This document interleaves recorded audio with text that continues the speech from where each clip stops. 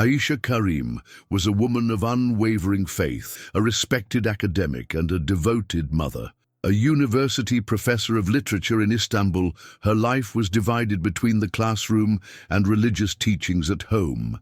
Married to Yusuf and mother of 2 children, Selim and Yasmin, she saw her identity as completely intertwined with Islam. From childhood, she had learned that faith was the foundation of everything, the base upon which she had built her life and values. Islam was not just a belief for Aisha, it was the structure that guided every decision, every thought, and every emotion. Her daily prayers were uninterrupted. Fasting during Ramadan was observed with rigor, and she had made the pilgrimage to Mecca with tears in her eyes and a heart full of devotion. Nothing in her life seemed to deviate from what she had been taught since childhood. In the academic world, Aisha was more than just a professor. Her knowledge of the Quran and her ability to interpret Islamic teachings made her admired by students and colleagues alike. She didn't just teach literature, she influenced lives through theological discussions that reinforced the absolute truth of Islam. Among her students,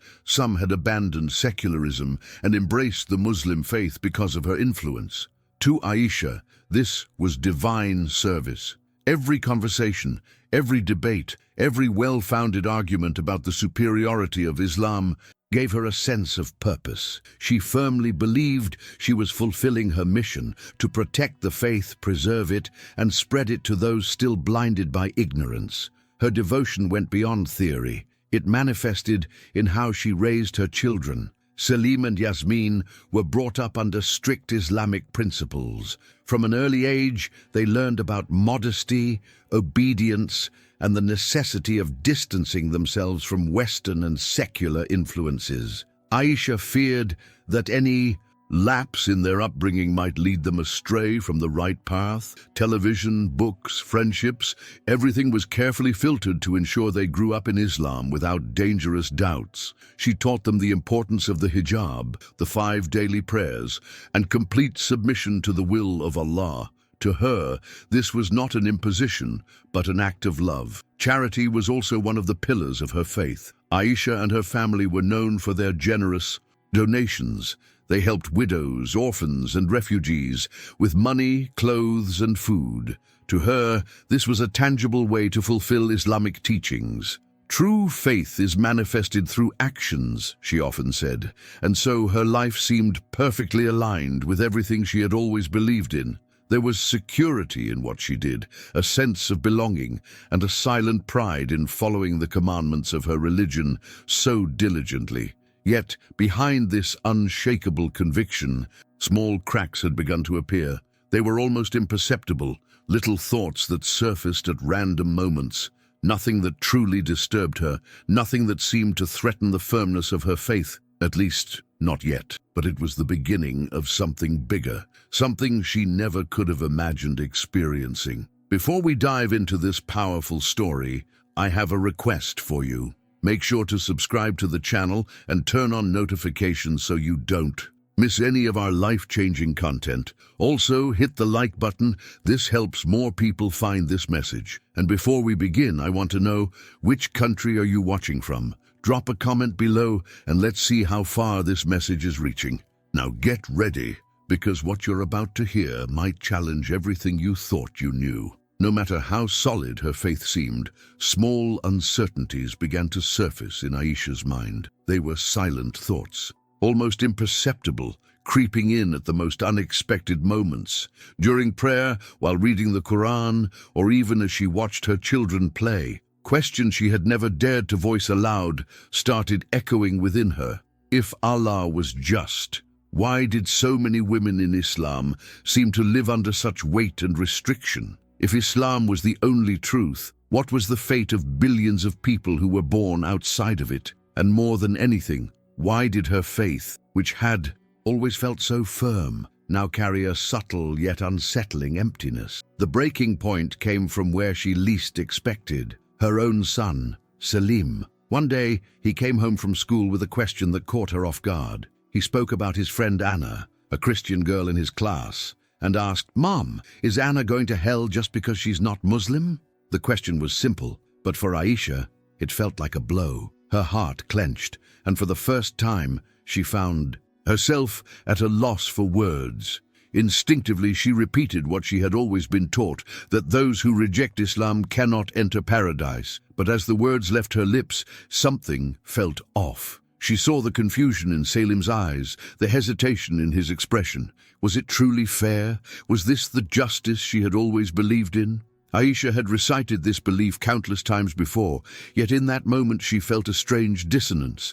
The answer she had given felt rehearsed, hollow, lacking the certainty it once carried. From that day on, the thought refused to leave her. When she prayed, she wondered if her devotion was driven by genuine connection with God or simply by fear of punishment. When she read the Quran, certain verses that once brought her comfort now stirred unease. And as she watched the world around her, she began to notice things she had previously ignored: the restrictions, the contradictions, the fear of questioning. But Aisha was not ready to confront these doubts. She buried them, pushed them aside, told herself that faith means trust, not questioning. Yet deep inside, something had already shifted. A seed of uncertainty had been planted, and though she refused to acknowledge it, it had begun to grow. That morning felt like any other.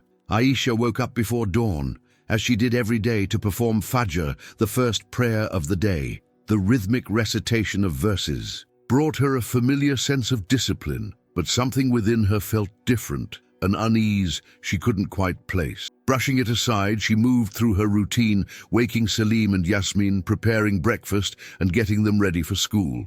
Yusuf, as always, was already out for work. By the time she dropped the children off, her mind had shifted to the academic conference she was attending that day. It was supposed to be just another normal day. The streets of Istanbul were buzzing with their usual chaos: honking cars, vendors calling out their sales, and pedestrians weaving between traffic. Aisha adjusted her hijab in the rearview mirror and focused on the road. She had driven this route 100 times before, taking the same highway, passing the same bustling markets and towering minarets. Nothing seemed out of the ordinary, until she noticed something ahead, something that made her grip the steering wheel just a little tighter. A school bus, swerving erratically. The traffic around it parted as drivers honked and tried to move out of its path. Aisha's heart pounded as she saw the vehicle lose control, veering wildly onto the wrong side of the road. In that split second, a terrible realization struck her. It was heading straight toward her. There was no time to react, no time to swerve, no time to think. The world exploded in a violent collision. The deafening crash was the last thing she heard before everything faded to black. A deep silence. Aisha felt no pain, no fear, nothing at all. It was as if she had been pulled out of time itself. Slowly, she became aware of her surroundings, but what she saw was impossible. She was floating, suspended above the wreckage. Below her, she saw the crushed remains of her car, the shattered windshield, and the twisted metal. Traffic had come to a halt, and bystanders rushed toward the scene, their horrified expressions frozen in shock. Then she saw herself, her own body, lifeless inside the mangled car. Blood streaked her face. Paramedics arrived, voices urgent, hands moving quickly, but she knew she was gone. The realization should have terrified her, but strangely it didn't. She felt no panic, no despair. Instead, a profound peace wrapped around her like a warm embrace. She was weightless, as if all the burdens of life had been lifted in an instant. Then she saw the light. It wasn't just light, it was something greater, something beyond human comprehension. It called to her, pulling her toward it with an irresistible force. It wasn't harsh or blinding, but gentle, inviting, filled with love, a love unlike anything she had ever known. And within that light, something or someone was waiting for her. Her journey was only beginning. Aisha had always believed that death would be terrifying, an abrupt end followed by judgment, either paradise or punishment. But now, as she hovered above the wreckage of her own shattered body, she felt nothing but peace. No pain, no fear, no regrets, just a profound stillness. as if she had been freed from the weight of existence itself. She watched as paramedics worked frantically to revive her, shouting instructions, applying pressure to her chest, desperately trying to pull her back. People gathered around, whispering, staring in horror. But she wasn't there anymore. She had left that broken shell behind. She was somewhere else now, somewhere beyond. Then she felt it, a pull, a force beyond comprehension, drawing her toward a radiant, indescribable light. It was unlike anything she had ever seen, not just brightness, but something alive, something that called to her. It wasn't the blinding, scorching light of the sun, nor the cold, distant glow of the moon. It was warm, pure, full of love. It embraced her. Without touching her, filled her with a sense of belonging, as if she had been searching for this place all her life without even knowing it. As she moved toward it, time ceased to exist. The concerns of her past life, her family, her faith, her fears, began to feel distant, as if they belonged to someone else.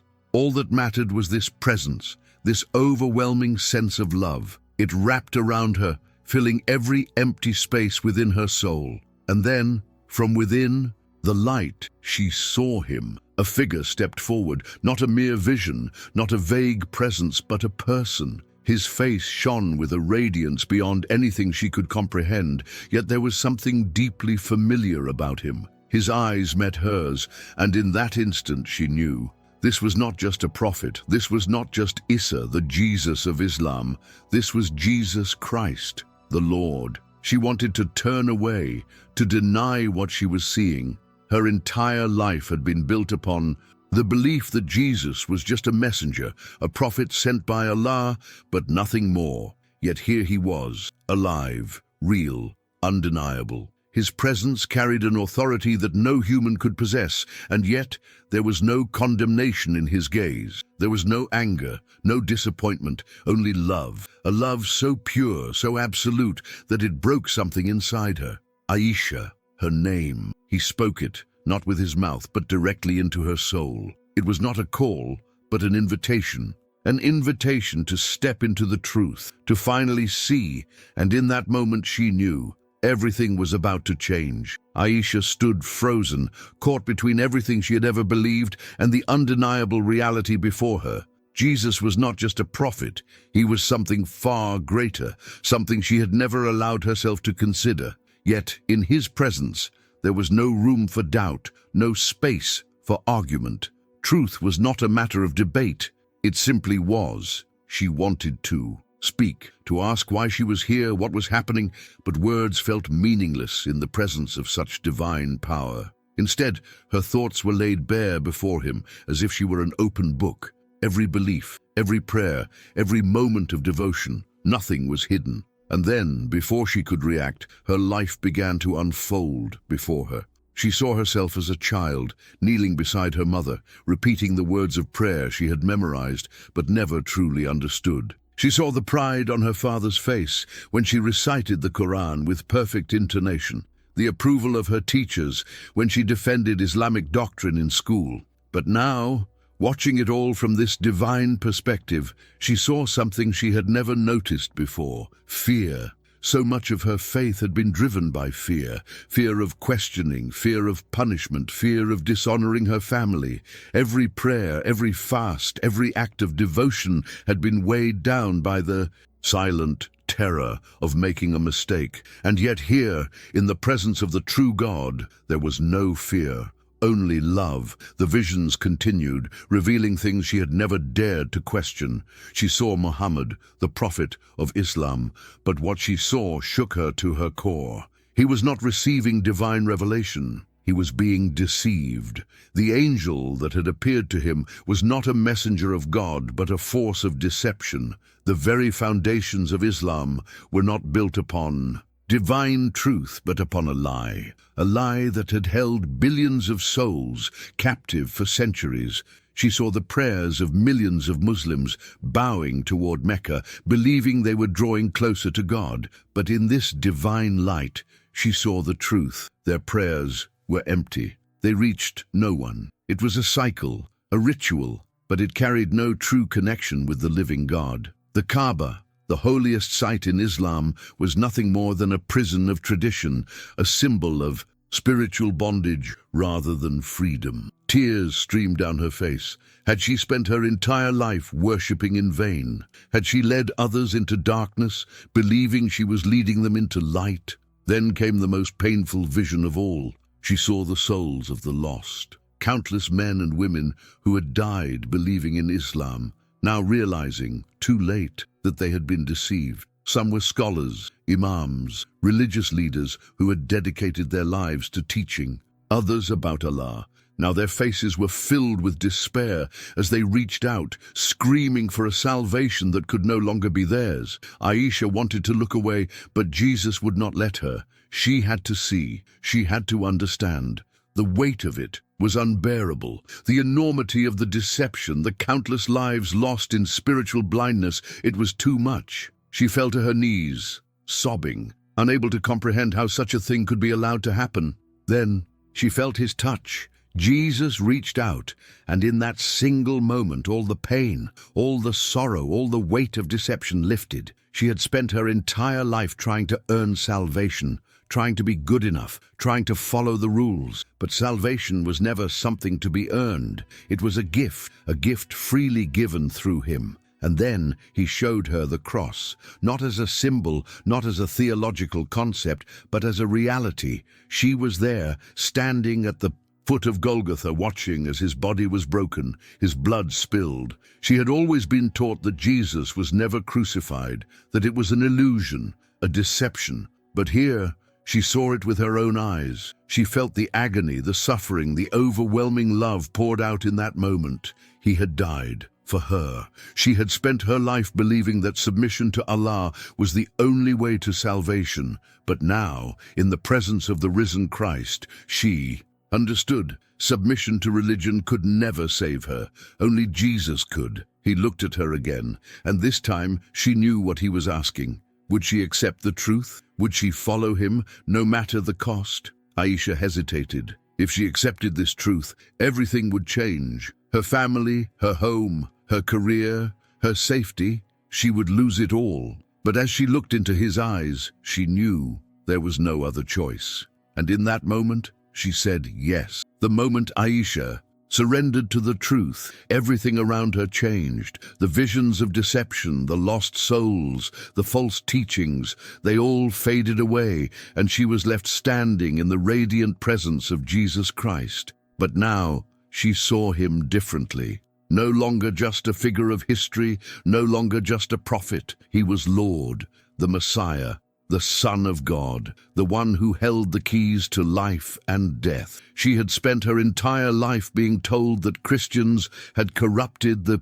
message of Jesus, that the crucifixion was a lie, that God could never be three in one. But now, standing before the risen Christ, she understood. The crucifixion was not a deception. It was the greatest act of love in human history. She saw it, felt it, the nails piercing his hands, the crown of thorns pressed into his forehead, the weight of the sins of the world crushing him. She saw the Roman soldiers laughing, the Pharisees sneering, the crowd chanting for his death. But more than anything, she saw his eyes. Even in his suffering there was no hatred, no anger, only love. A love so vast, so unbreakable, that he willingly endured the pain for those who rejected him, for her. And then she saw the resurrection. The stone rolled away, the empty tomb, the risen Christ victorious over sin and death. He was not just a prophet, he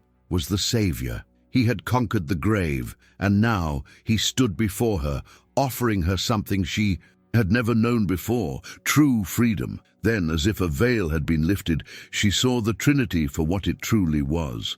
Not a contradiction, not a corruption, but the perfect unity of God, the Father, the Son, and the Holy Spirit, three, yet one. Just as light has three forms, radiance, heat, and energy, but remains a single source, so too was God's nature.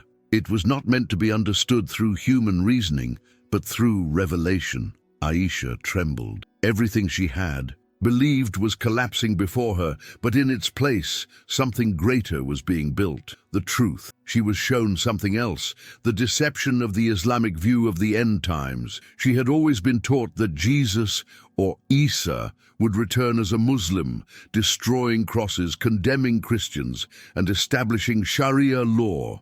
But now she saw the horrifying reality. This Isa was not the true Jesus. The Messiah that Islam awaited was a deception, a false Christ, a preparation for rejecting the real Savior when he returns in glory. The enemy had twisted the truth so perfectly that billions would be led astray. She gasped. How could she not have seen it? And then she saw the lost souls, countless Muslims, devout, faithful, sincere in their prayers, but lost. People who had spent their entire lives following religious laws, believing they were on the right path, only to find themselves in eternal separation from God. The weight of it was unbearable. She thought of Selim, Yasmin, Yusuf, her family. If she did not share the truth, would they be among them? Aisha turned back to Jesus, eyes filled with desperation.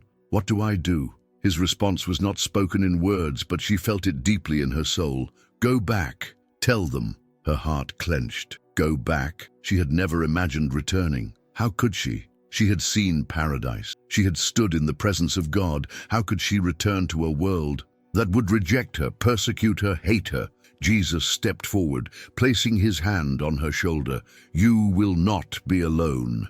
And then, in an instant, she was falling. Aisha felt herself falling, not through space, not through darkness, but through something far greater than physical existence itself. It was as if she had been torn away from the realm of divine truth and thrust back into the fragile, fleeting reality of human life. The warmth of heaven, the presence of Jesus, the revelations she had witnessed, they were slipping away. Then, in a single shattering moment, she was back. Pain flooded her body like fire. Every nerve screamed, every bone ached.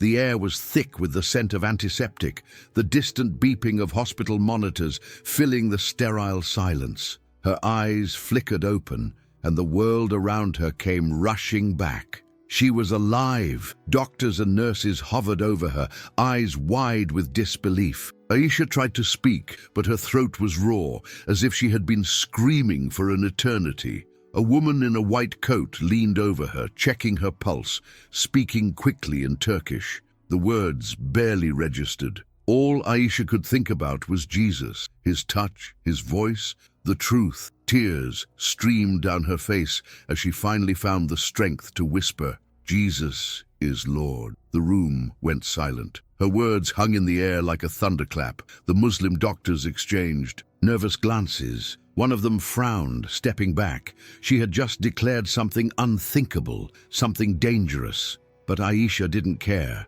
She had seen the truth. She could never go back. The first person to visit her was Yusuf. Her husband stood at the foot of her hospital bed, his face pale, his eyes clouded with confusion and something else, fear. He had been told she was dead. The doctors had declared her clinically gone for 12 whole minutes. There was no explanation for her survival, but that wasn't the only thing that troubled him. Aisha, his voice was barely a whisper. They told me, you said something strange. She looked at him, her heart aching. She knew what was coming. His expression hardened. You spoke blasphemy. The love of her life, the man she had built a home with, the father of her children. He looked at her as if she were a stranger. Aisha swallowed hard. How could she explain what had happened? How could she make him understand? The visions, the truth, the overwhelming love of Christ. It had been so clear, so undeniable, but how could she translate something so divine into mere words? I saw him, she said finally. I saw Jesus. Yusuf's face twisted in horror. Stop! She shook her head. He is not just a prophet, Yusuf. He is the Son of God. Slap! The impact sent her head snapping to the side. The sting burned against her cheek, but the real pain came from the look in Yusuf's eyes. Not just anger, not just fear, betrayal. He stepped back, shaking his head. You've been deceived. His voice was cold. You are not my wife anymore. Aisha's heart shattered. She had expected this. She had known the cost. But nothing could prepare her for the reality of losing everything. The news of her apostasy spread quickly. First, her family turned against her.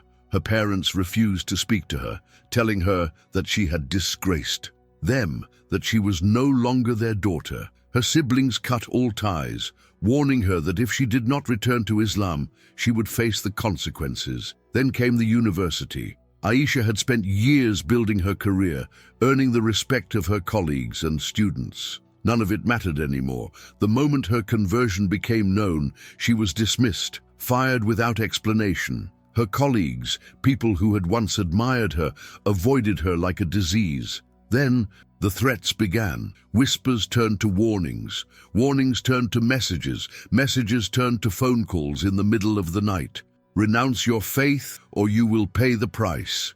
Aisha barely had time to process what was happening. Her entire world had collapsed overnight. The life she had built, the family she had loved, the respect she had once carried, gone. All because she had dared to see the truth. But despite the fear, despite the loneliness, despite the grief, she did not waver, because she had seen Jesus, and no loss on earth could compare to the love she had found in him.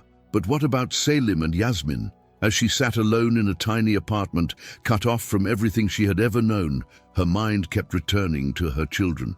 Yusuf had taken them. He would raise them as Muslims, teach them to see her as an apostate, someone to be shunned.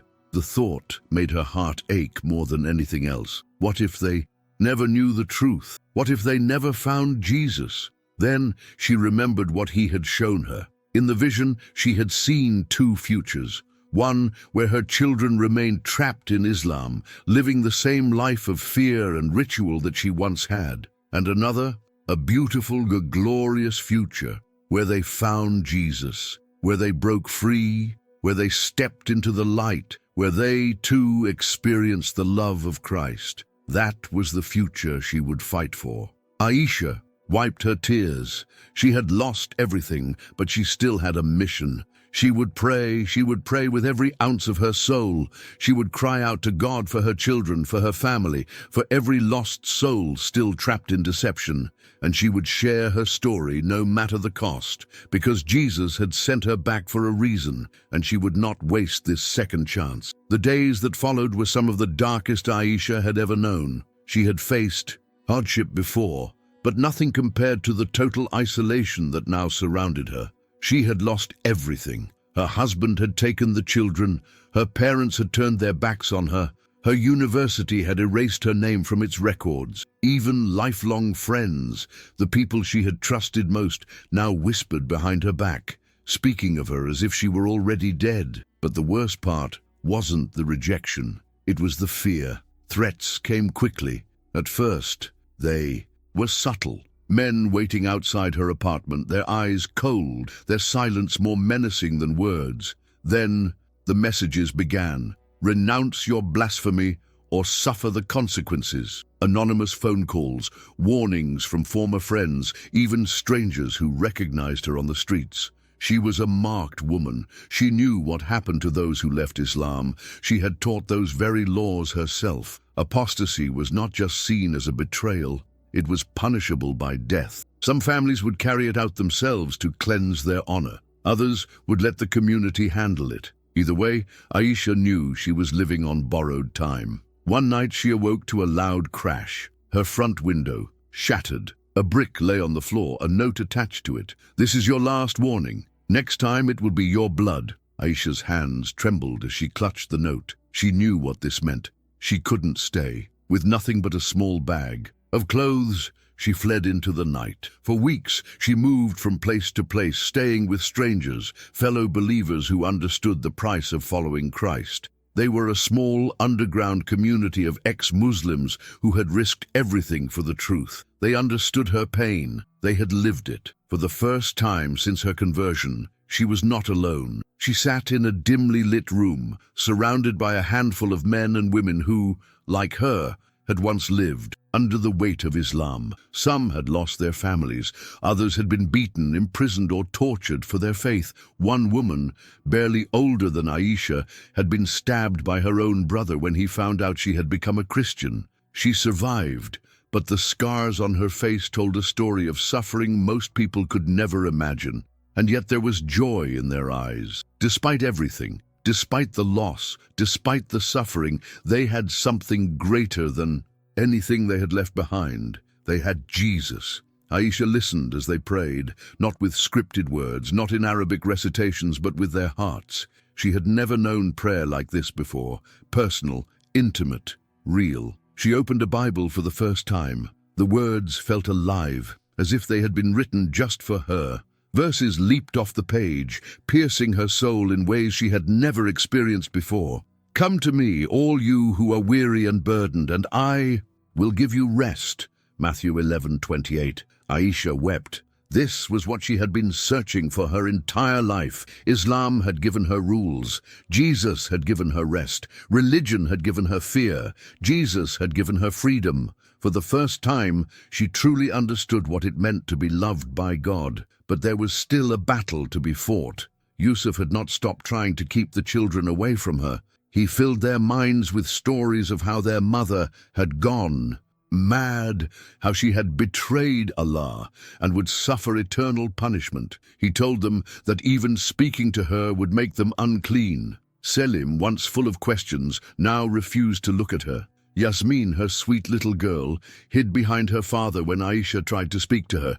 It was the deepest pain she had ever known. She wanted to scream, to tell them the truth, to make them understand. But they weren't ready, not yet. Instead, she did the only thing she could do. She prayed. She prayed every day, every hour, every moment that her children's eyes would one day be opened, that they too would see what she had seen, that Jesus would reach them just as he had reached her. She would not give up on them, because she had seen the future, and in that future her children were free. One night, as she prayed, a realization struck her. She had lost everything, but she had gained something eternal, and she knew what she had to do. She had to share her story. There were millions like her, men and women trapped in fear, in deception, in a religion that gave them no assurance, no peace, no true love. They needed to know that there was something greater, that Jesus was greater. She would not be silent. She would write. She would speak. She would tell the world what had happened to her, even if it cost her everything, even if it cost her life, because the truth was worth it. Aisha had spent her entire life believing that her worth was measured by how well she obeyed, how well she prayed, how well she followed the rules. But now, sitting in a dimly lit room with a small group of secret believers, she finally understood. Faith was never about performance. It was about a relationship. She had lost everything, her family, her home, her career, but she had gained Christ. And in him, she found something no religious system had ever given her: freedom. The underground Christian community that had taken her in became her new family. They gathered in secret, worshipping quietly, their voices barely above whispers for fear of being discovered. Yet despite the danger, there was joy, deep, unshakable joy. Aisha was amazed. She had spent her whole life believing Christians were weak, misguided, lost. Yet here, among them, she found a strength she had never known. These were men and women who had faced beatings, exile, imprisonment. Some had even lost loved ones for their faith, but not once did she hear them speak of revenge. Not once did they curse those who had hurt them. Instead, they loved. They loved the ones who had betrayed them. They prayed for their persecutors. They blessed those who cursed them. Aisha had never seen anything like it. And for the first time in her life, she understood what Jesus meant when he said, "But I say to you, love your enemies and pray for those who persecute you." Matthew 5:44. This was real faith. Aisha threw herself into learning. She devoured the Bible, reading it with the same passion she had once read the Quran. But this book was different. It was alive. It spoke to her. Every verse seemed to reach into her soul, speaking directly to the questions she had never dared to ask before. She read about Nicodemus, the religious leader who secretly sought out Jesus in the night, just as she had secretly searched for the truth. She read about Paul, once a persecutor of Christians, blinded by his own religious zeal until Jesus himself stopped him. And then She read the words that shattered her heart in the best possible way. For it is by grace you have been saved, through faith, and this is not from yourselves, it is the gift of God, not by works, so that no one can boast. Ephesians 2:8-9. Tears filled her eyes. She had spent her entire life trying to be good. Enough, trying to earn God's approval through rituals, through obedience, through effort. But here it was, written in front of her. Salvation was a gift, not something to be achieved, not something to be worked for. A gift, and she had received it. For the first time in her life, Aisha felt light, free, no longer a slave to fear, to rituals, to endless striving. She was loved, not because she was perfect, but because Jesus had made her his. But while her faith grew stronger, the battle for her children had just begun. Yusuf had done everything in his power to erase her from their lives. He told Selim and Yasmin that their mother was a disgrace, that she had been deceived, that she was now worse than an infidel. And yet, something stirred in Selim. One night, months after she had last seen them, she received a secret message, a simple, hesitant text from an unknown number. "Mom, do you still believe in Jesus?" Aisha's hands trembled as she read the words. She took a deep breath. Then, with all the courage in her heart, she typed back, "Yes, and I will love you forever, no matter what." There was a long pause. For a moment, she feared he wouldn't reply. Then, another message appeared. "Tell me why." Tears streamed down her face. He was searching. He was asking, just as she had once asked. Hope filled her heart. The battle was not over.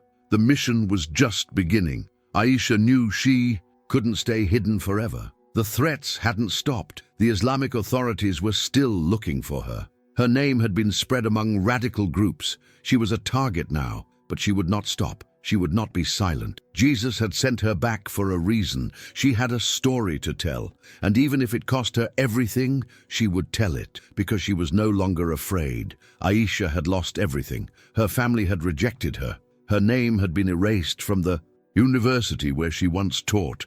The only life she had ever known was gone, but she had gained something far greater. She had gained the truth, and the truth was worth everything. The world around her had tried to silence her.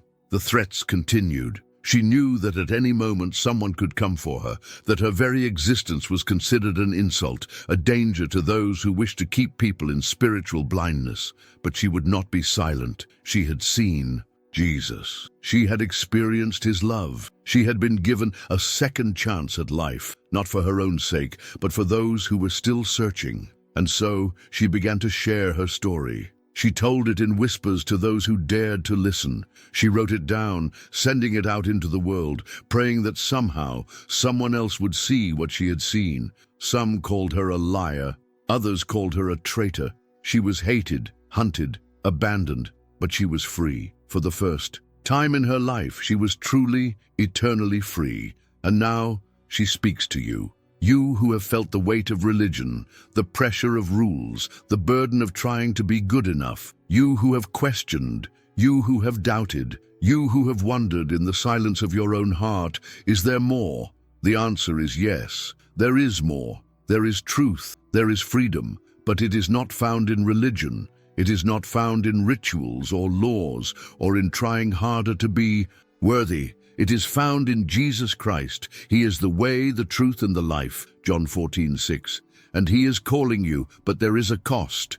Aisha paid the price. She lost her family, her home, her status, but she gained everything. The question is, what will you choose? The truth is not always easy, it is not always safe, but it is real. And once you see it, you can never go back. So what will you do? Will you ignore this? Will you push it away? Or will you seek? Because those who seek, find.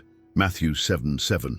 This story is not just a story, it's a call to wake up. Aisha found the truth, but how many others are still trapped in deception, searching for answers just like you? If this message spoke to your heart, don't keep it to yourself. Like this video so more people can see it. Share it with someone who might need to hear this. And most importantly, subscribe to the channel and turn on notifications. You don't want to miss what's coming next. And before you go, tell me in the comments, where are you watching from? Let's see how far this message is reaching. Your comment might be what encourages someone else to seek the truth. This isn't the end, it's just the beginning. Keep seeking, keep asking, because the truth will always find those who are willing to see.